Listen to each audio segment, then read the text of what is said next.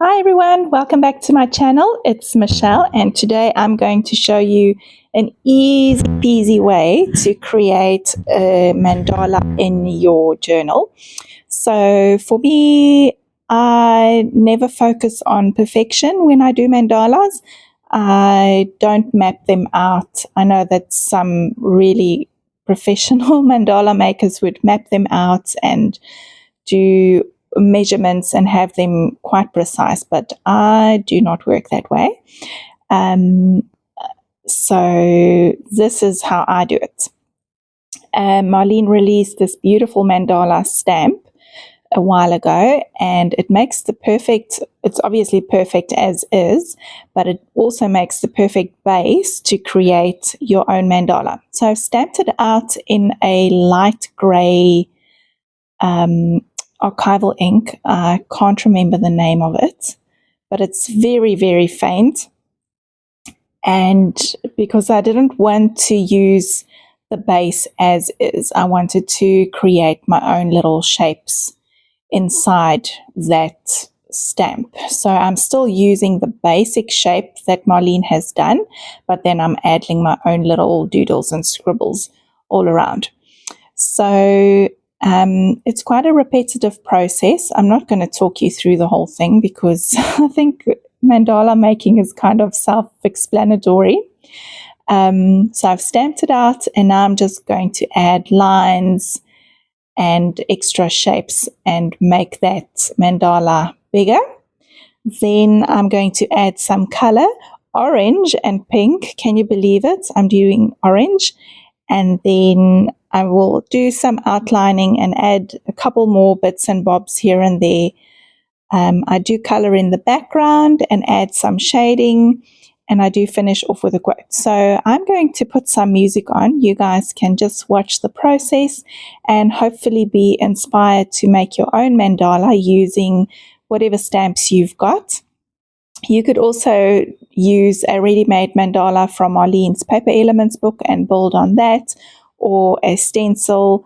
The opportunities are really, really endless. You could do it just black and white, or you could color it in. I just use two colors and with a contrasting background, as you'll see soon. And then I'm going to leave you here to have a little look at how I've done it.